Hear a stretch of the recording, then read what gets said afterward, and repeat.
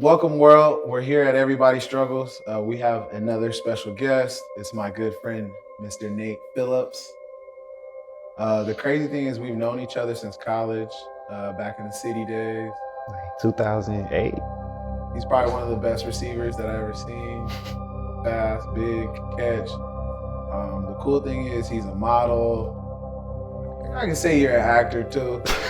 You work in the health industry, crazy athlete. You work out more than me. Um, I really appreciate you taking the time to sit down with me. For sure. Bet. And I know a lot about you, but tell the world a little bit about yourself.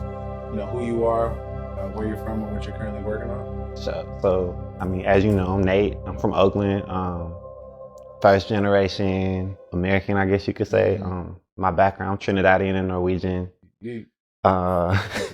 West Indian. What am I working on? I work in the healthcare industry, so it's COVID right now, so I'm working on not getting sick. But I manage a mental health program for youth, and I'm currently working on my first mixed media art exhibit for the SF City Gallery. Really? Yeah. Damn, that's dope, because I remember when you really started focusing on the art. Yeah. Hello, randomly. So tell us a little bit about growing up, being Norwegian and then being Trinidadian. So I was born in Oakland, and then we moved a lot. So I've lived primarily in Oakland, but also in Gainesville, Florida, super country, North Florida. I remember you used to tell me about it. I had a drawl, girl. I sounded like a baby Plies. I couldn't. To this day, I'm 31. I still say Alana, not Atlanta and Florida. But it was always interesting because my dad, he's West Indian, and I grew up here, but I went there a lot, had a little Trini accent, still can't say tree, things like that. But he was all about assimilation, and you gotta do what people here do. And he'd always be like, you gotta talk how they talk. And I just didn't know what that meant. So I would try to emulate how people talked, but I couldn't get the Trini out of me and the Florida. And then I would just listen to you remember the California Music Channel? Yeah. And they would show the music videos. I would watch music videos and just be like, okay, so I have to talk like them. And so I would just say these things that made no sense. They'd ask me a question, I'd be like, yeah. And I didn't know what it meant, but I just was trying to sound how other people sounded. And then my mom, she's from Norway, she speaks really proper English. Oh, your mom is amazing though. She's the MVP for real. But she would just be confused. She's like, why is my son saying these weird sounds? Why? Just use your accent. Just talk how you normally talk. So I got one person telling me to talk like this, like I'm still in Trinidad, and the other person's like, you have to talk slow with a deep voice.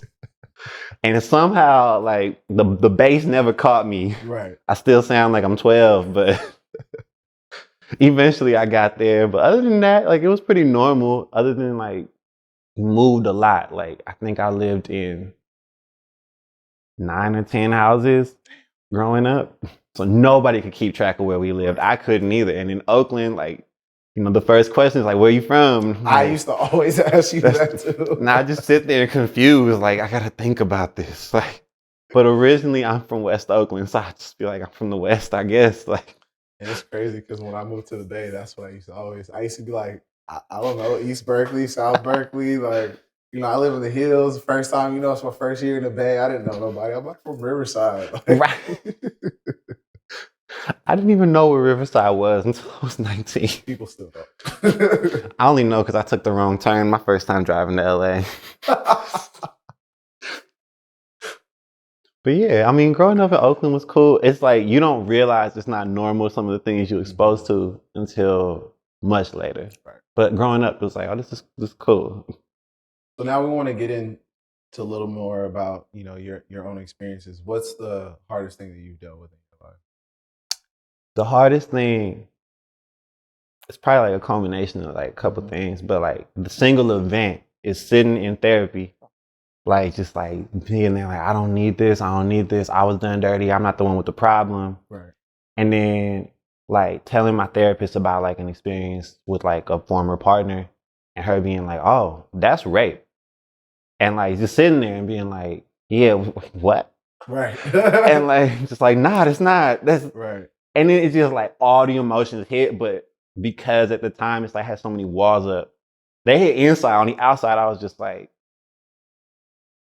I think about that. But on the inside, I'm like, you need like a pillow to scream in, and then like the aftermath of that, and like all the emotions, and then how for like a year it's like now you thinking every single traumatic event, and it's like just super emotional, just all the time, like, and then like realizing like, okay, this is depression, like this is all the things that I never thought I had to deal with. Right. Like, so that moment is probably the hardest thing I've ever dealt with. So being in that experience and then being where you are now, what did you do to like overcome it or learn to live with it? I mean, at first, like my first reaction was really like not helping. It was like toxic as hell. Like, it was like, oh, that's rape, bad. No, it's not. And then just being really hypersexual, like every single person you meet, it's like, nah, that don't matter. That didn't impact me. I can prove it by like doing this or doing that, and it's like whatever. And then what I really started to do was like, all right, what else did like what actually helped was thinking like, what else am I not really dealing with? And it's like, oh, bet like there's this irrational fear that I have that every year I've been in college, someone close to me died. Like there was a murder, somebody died or whatever. And never unpacking, never dealing with any of that. And so like dealt with that at first in all the negative ways, like drinking, smoking, going out, doing all the things. And then finally just like in like a hungover days, starting to like paint and draw and just like paint my emotions. And at first I thought it was kind of trash because I grew up doing art. So it's like the paintings, I'm like, these don't look realistic. The colors, they clash, nothing working. But then posting them because I had nothing else to do and seeing people's reactions to it and how they seeing what I'm feeling without me explaining it. And it was like, okay, this is like free therapy, I guess. Like, and so just like using that medium of art to like express how I actually was feeling and like these things that happened in my life actually helped me unpack it and get to a point where it's like, I can actually talk about it now. Right. And it's dope too, because like I remember, you going through what you were going through, talking to you and seeing where your mind was. I felt like art was really like it helped you cope, like you was killing it. I'm sitting there like, Nay, I need to buy me a piece. Like, what's up? Like, it was interesting. But the next thing that I wanted to jump into is, you started talking piece by piece of, the depression, the things that you've been through, relationships. What are some of the life struggles that you had, in your life? I mean, like you never know it until you older, but like I didn't know that. I thought I grew up in the richest family in the world. And then like, looking back, it's like, oh, like nah, like there was times when you gotta make that dollar stretch. So like there's that. Like I feel like that's your typical, like, oh, you from Oakland. Right. But then there's also like being exposed and like for clarity, not in my house, but being exposed to a lot of violence at a very young age. Like one of my first memories is seeing a house getting raided by the SWAT on my way to school. And my dad being like, yeah, you don't ever want to have that happen. And then like hearing gunshots to the point where it's like, I don't react by running. My reaction to a gunshot is, oh, that's like 3 blocks away. I don't have to worry about that. So like there's that. And then like, I had brain surgery when I was 5. So I have like tons of scars on my body. Like I've had jaw surgery, brain surgery, shoulder surgery, lung surgery. And then dealing with like the fact that I didn't like to show my body for a really long time. Like I legit didn't, what I saw in the mirror wasn't what was really there. So it's like not knowing for a long time, like that's body dysmorphia. And like, what I'm seeing is not really the reality, and always finding a new way to cope with things like that. So like there was that. And then just like not fully fitting in. Cause like, even though I was born in Oakland and I primarily lived here, like I had an accent, like English is my 3rd language, and like trying to navigate like, all right, my mom might be white, but I'm not white. Like right. It's like trying to understand that, and it's being like the world I don't get no pass because it's like, oh, if your mom is from Norway, it's like, right. Nah, like are you black, dog? Like that. And then just like also trying to balance like I'm really proud that I'm Norwegian. I know I look like my mom, but I also look Trini. I look black. Like, there's not a straight hair on his body. Like, and like just trying to, and then like dealing with the fact that I lived in black neighborhoods where everyone who I lived around looked like me, but the people I went to school with didn't look like me. I went to white schools, and I went to schools with people, they would see my mom and be like, is that your nanny? And I don't even know what a nanny is. I'm like, what? Like, and just having that idea, it's like, we clearly live in different worlds. Like, your mom don't let you come to my house, and I always got to go to your house, and trying to explain to people, like, we don't celebrate Thanksgiving in my house. Like, it's Thursday to me. Like, but we celebrate Diwali. Like, Right. And then like, why do you talk like this? Why do you sound like this? And it's like, I don't know. Like, so dealing with all that at a young age, it was like you learn the code switch, but you don't always learn how to turn it off. So it's like, I'm talking like to this day, like I'm around white people voice, which is like, talk more like this. And I really slow it down and pronunciate. So people could actually understand what you're saying. And then like, cause if you get me mad, like the accent will come. Like I'll be like, hold on, buddy. Like, what are you talking about though? But nobody gets that. And it's like, I'm 31, like I get it now, but even in college and in high school, they would slip. And then it's like, in high school, you in the ESL class because they can't understand you. It's like, it might be my second language, but at this point I speak very proper English. I understand English, like, and then them also not understanding how I identify. Like, that was really a big stickler for me. Like, everyone being like, you Latino. And I'm like, I'm not, bro. Like, I lived in the Fruitvale. I picked up Spanish before I got English. I am not Latino. Like, let me do me.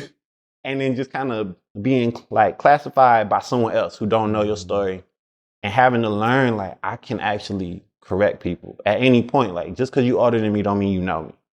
And that was something that just clashed with everything I was told, because you always told, like, respect your elders, respect people who older, they know more.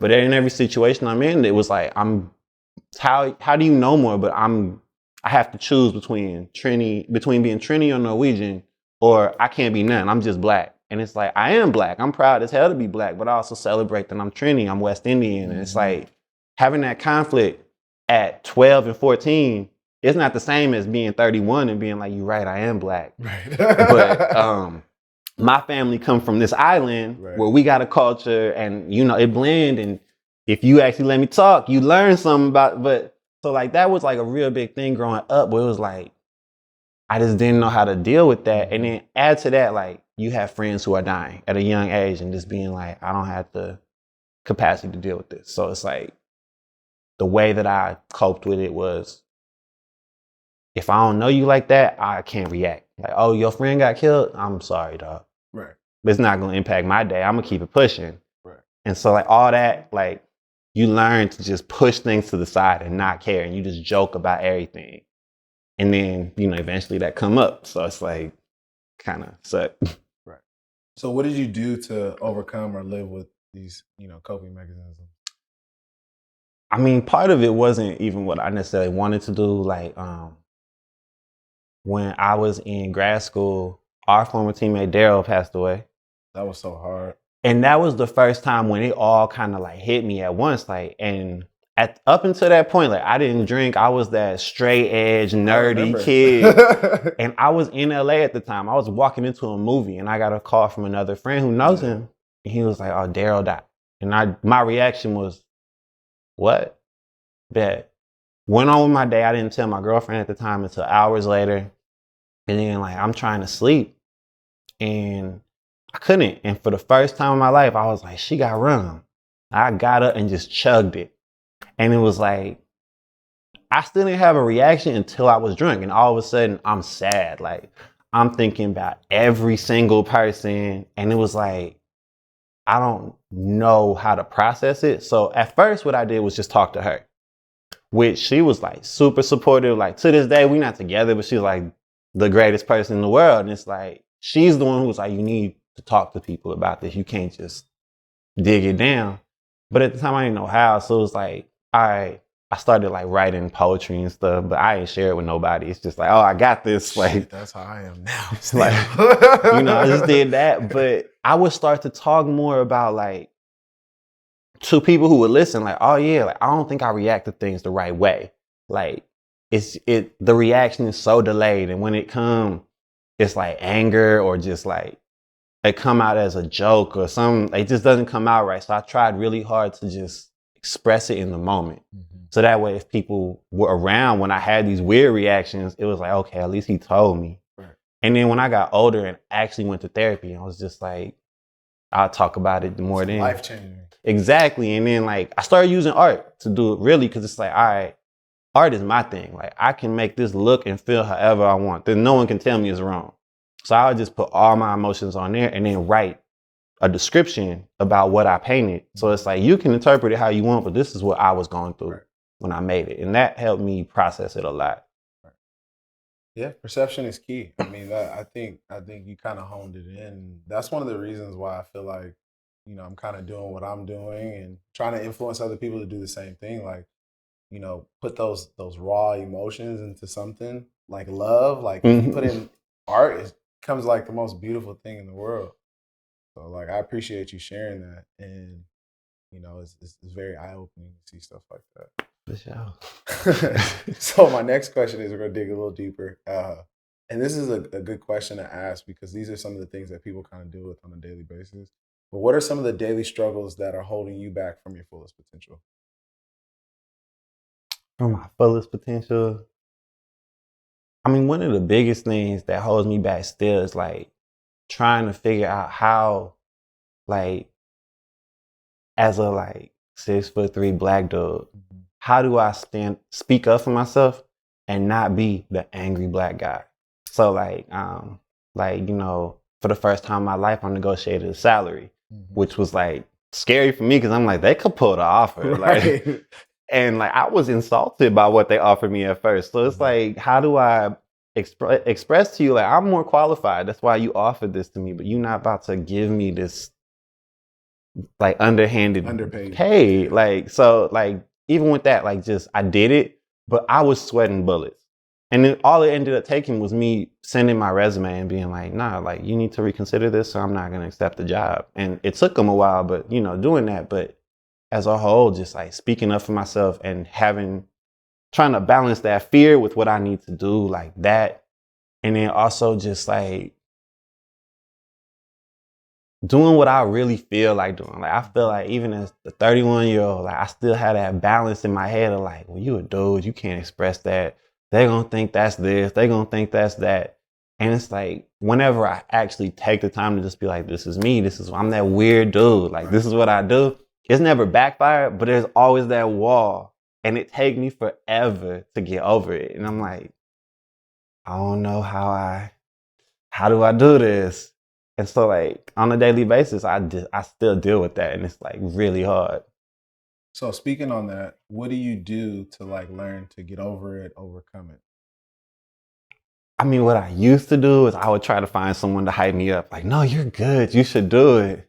Like, but like, so like I went through my moment where it was like, someone has to hype me up for it. Now what I try to do is like confront it head on. Like I'm really shy. So I started modeling. And it was like, I hated being in front of cameras. Like you wanted me to hold a pose next to someone who I'm attracted to? Like what? But now I've been modeling for like 9 years. And it's like, oh, I can pay my rent with this. Like I'm not tripping about being in front of a camera. And then when it came to like expressing myself and like, especially once COVID hit, it's like I can't go to a therapist. Like I'm working so many hours, even if I had the option, there's no one available at that time. It's like, all right, I gotta express how I feel. I don't feel comfortable enough to like just go on Instagram Live and talk about things. So and that's what everybody starts to do. Yeah, like that's not me. I'm not an IG Live person, but instead I was like, oh, I'm gonna use TikTok. So I just made a TikTok and I was like, all these little poems, these like weird things I write, I'm gonna just record them. Like at first I ain't show my face. It's just, I would just record it. As it went along, like I got more and more comfortable, and then like oddly enough, some of them blew up. And I was like, yeah, that's crazy. Okay, like this is weird. Y'all like my voice? Like what? Because it's just a black screen with like what I wrote, but it's really therapeutic because it's like, this is how I feel. Y'all can take what you want with it for what they say. These are my thoughts. And it's like, I've noticed since then, it's like I can express how I feel in public better. Cause like I'm doing it in front of all these people who I don't know. If I know you, you probably already know I feel this way. Right. So it's helped a lot. So being that you went through all the things that you've been through, what's your outlook on life now because you are where you are? All right, so it's like a two-part thing. Like there is that like cynical side of me where it's like life is hard. Like it's not, no 2 days are gonna be great. But then there's that like optimistic side where it's like, nah, like you gotta take the good with the bad. And they balance themselves out. And I feel like that's really my outlook. Like I know everyone is like, you gotta take it one day at a time, one day at a time, one day at a time. But it's like you also gotta keep in mind that there's always tomorrow. You may not, or there's always the next moment, there's always the next hour. And I may not make it to tomorrow, but I ain't gonna let the fact that I had a bad day dictate that tomorrow can't be better or the next moment can't be better. And it's like, ever since I thought about it that way, I allow myself to have my angry moments. Like I pop off, I do whatever. But then it's like, all right, that was only the first half of this day. I still got my favorite show coming up. I still got whatever on the way. Like I got a date, I got whatever it is. And it's like, nobody else deserved to have their day ruined because some idiot ruined my day. Right. And then like on top of it, it's just like, I've been in the place where it's like, every day you don't want to move, you don't want to get up. And I don't want to be there. Like, and part of it is like the chemicals, like depression isn't just something you wake up and you're like, it's done. But it's like, there is that option to be like, I'm going to try. And just with my experiences, I feel like a lot of the bad things are out of my control, but the solution was very much in my control. So it's like, I'm going to take it one day at a time, knowing that there's another opportunity on the way. That's a good mindset to have. So what is your ultimate goal in life? My ultimate goal in life, I'll give you the corny answer, like to be happy. Right. But it's really to just do stuff. Like I grew up an athlete. Like my life was really dictated by like, you gotta be at practice, you gotta do this. My ultimate goal in life is to get comfortable, to be in a place professionally with something I enjoy, where it's like, I'm setting my own schedule that's not super dictated, but also get to experience things that I've done before. Like I've traveled with sports. Right. So it's like, I've been to different countries, but I didn't experience the country. It's like, I went to the country to run on a track, right, to play a sport. And it's right, like, I want to go back and like the way that I travel when I come to LA, where it's like, I don't care about Hollywood. Take me to South Central where the gumbo popping and the party is lit and I'm gonna be here for 2 days and I'm out. Like, I want to do that, but in other countries, like the places where it's like, I want to go back to Trinidad and be like, I bet I ain't been here in a long time, and like, I'm with you. hey, and then like get on a plane and go to Brazil and be like, I just so y'all know, we started Carnival, right, like, and kind of like be braggy, but then also just like humble myself, because every time you travel, like you humble. And my ultimate goal is to be like, have the ability to travel and like not in this gaudy like first class. I don't care about that. Just to expose myself to things that like, this is what made my culture, and this is stuff that's not even relevant to my culture. It's just saw it on TV one time. I want to try it. I want to be able to say like, I went to the places I had the opportunity to go to, and I experienced it. Like I tasted the food, I felt the air, like I vibed out to the music, and just really do it with a clear head. I don't care how old I am when I do it. I just want to be able to do that. Look, it's gonna happen soon. So my last and final question is my favorite question. I always say this, but if you were to give somebody advice that looks like you or that has been through the same experiences as you, what would you tell them? That there's no framing for what it means to be a black man. Like, if you're a black man, being a black man is what you are. Right. And there's no one way that as a black man, you're supposed to operate or function in this world. Like, people gonna think of what they think of you, but you can't control that. So you just gotta be you. You just gotta like deal with it. Like deal with the stuff that's given to you, but then also just not let stigmas and not let like people's perceptions hold you back. And at the end of the day, like you should be that emotional person that everybody says you shouldn't be, because at the end of the day, that emotional person, everybody know where they stand. Like they're gonna end up being happier because they're not holding nothing in. And you should be that. Like as a black man, as a black, well, anything, however you identify, you should let yourself be that emotional person. Because the people who ain't gonna rock with you, they gonna flush themselves away, and you're gonna be left with people who support you in all the right ways. Well, thank you, Nick, for taking the time to sit Yes, down sir. with me. I really appreciate it. Make sure you follow him on social media and watch his journey. If you have any questions or comments, make sure you go below. Thanks for watching Everybody Struggles. I just want you to know you are not alone.